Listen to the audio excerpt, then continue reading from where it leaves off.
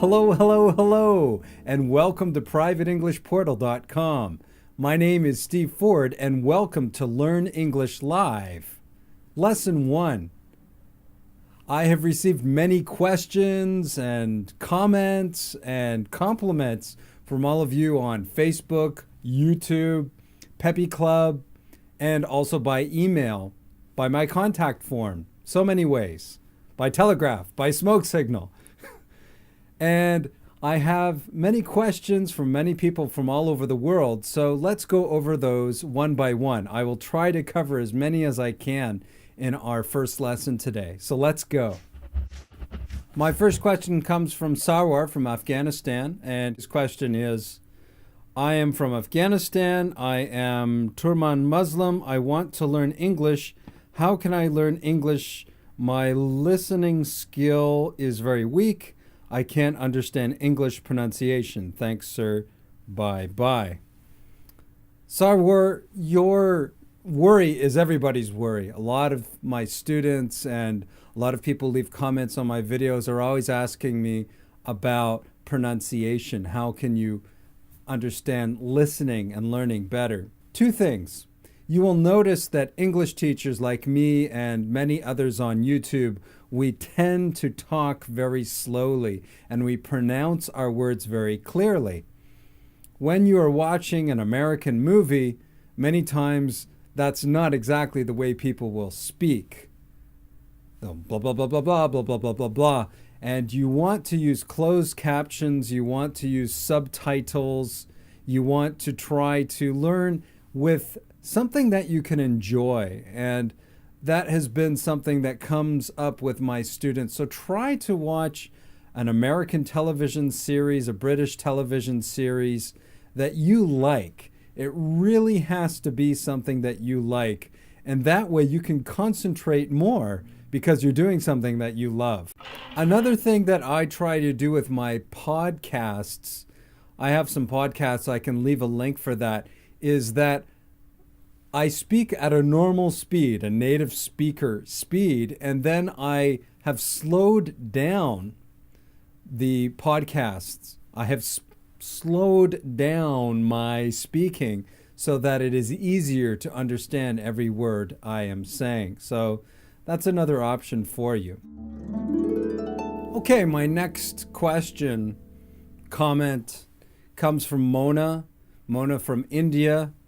Mona works for the Indian government, and here's her message. When I'm watching English movies or news, I could not understand. I have a great problem in English as I'm working in government.org. I felt very bad whenever I get together with my boss. I feel embarrassed because I don't know how to speak English.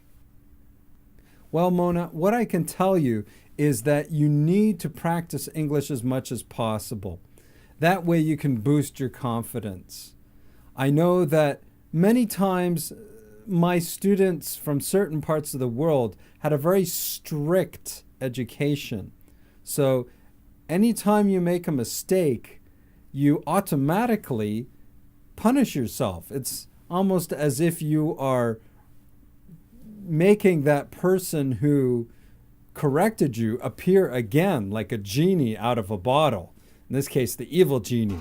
And the evil genie is saying, No, that's incorrect. Stupid, stupid.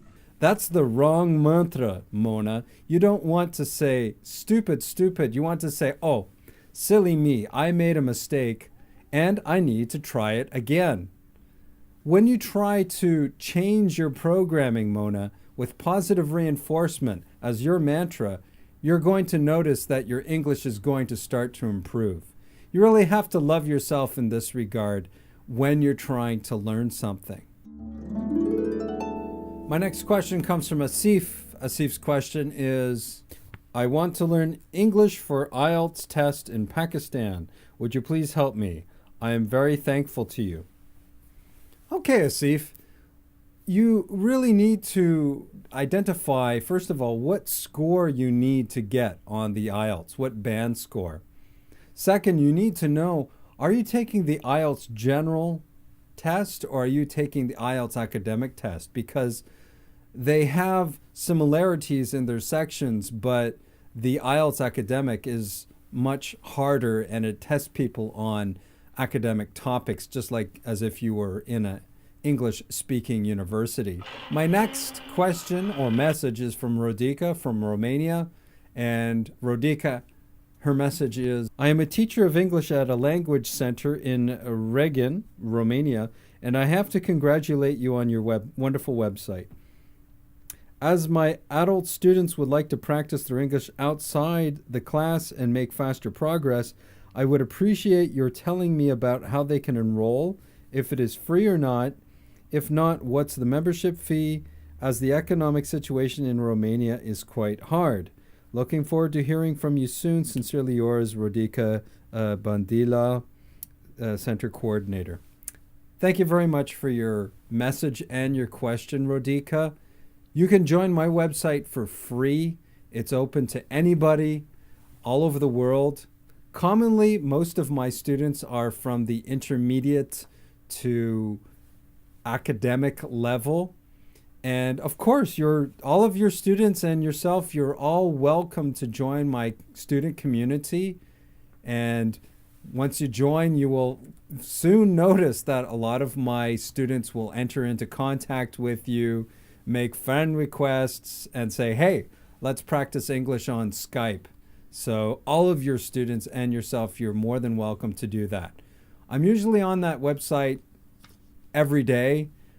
You're welcome to participate on the forums to practice your writing as well. So there's a lot of fun stuff, podcasts, videos, activities to keep you busy for a long time with a smile on your face. My next question is from Samuel Chung. And Samuel's question is the following. It's a great question. Hello, Steve. I've heard of gotta in some American films. When I look up to the dictionary, it means have got to. Anyway, I sometimes heard some actresses or actors in other movies say, I gotta go. I gotta go there. So aren't there two have in this sentence? Can you please explain? Thanks. Ooh, excellent question. You have really come into the close circle of the way that native speakers speak in North America informally. Many times when we say, I have got to go, we'll say, gotta go. And when you gotta go, you gotta go. Why do they say that? Because it's easier to say. If you go back to my video, Peppy 5, I believe, I'm wearing an orange shirt, talking about relaxed pronunciation in English, I use that term, I'm gonna go there, I'm gonna go there. It's very interesting because at the time, many people commented and said, oh, I can't speak like that. My boss would kill me if I spoke like that. But you will notice, even Prince William, in a recent interview on the BBC, as he's getting married very soon, is using this structure, I'm gonna go there. So we can see that this has become a popular way of speaking, and I gotta go there is no exception. It's just a way that we say when we're speaking, of course. We would not use this when we're writing, unless you're writing some text message and you want to try to be cool. But in other words, you should be using I have got to or I have to. So if you want to review that, go back to Peppy 5. I'll leave a link for it. My next question comes from Miss Jem Tran from Vietnam. I want to say a special hello to all of my students from Vietnam. I know that there are many of you on Peppy Club and on my YouTube channel. So here is her question. First, I would like to say thanks to you for video clips, and then I would like also to thank to YouTube's website members. I am a teacher at the moment, so I have to find out a lot of information, video clips, information, syllabus, but in Vietnam I cannot do this. So I would like you can help me sending some video clips about basic, pre-intermediate, and some hotel receptionist check-in procedures video clip also. I'm looking forward to hearing from you as soon as possible. Yours sincerely. Okay, well, I have something in mind for you, and that is Peppy 28, the funny honeymoon. In the scene in the video, we have a reception desk, and much of the vocabulary used in that is the vocabulary that you would use in real life in a hotel. So you're more than welcome to check out The Funny Honeymoon, probably one of my most popular videos. And afterward, you will find the links. You will find the links for the explanation all the way from basic, pre-intermediate, intermediate, upper intermediate, advanced for that one video. So I'm sure that that would be something that would help you practice to find what you're looking for. My last question for today comes from Marcos from Portugal. Marcos's question is about conditional to. Yes, conditional to and conditional 3 are very important for students that want to reach the advanced level of English. I've made many videos about conditional to, but I'm more than happy just to give you the basic structure right now that all of the English teachers all over the world will teach you. And that is that you have the if part, what we call the if clause. So it's like if, sentence, comma.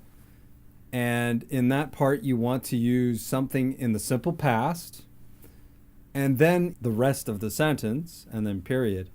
You want to use some modal, would, could, might, plus the simple form of the verb. So I mentioned this in PEPI 16. I also mentioned it quite recently in much detail, conditional 2 and 3, in Learning English TV 6. That has been one of my very popular videos right now about ancient mysteries. So you can check that out. There's a lot of information there, Marcos, and I'll leave a link for that.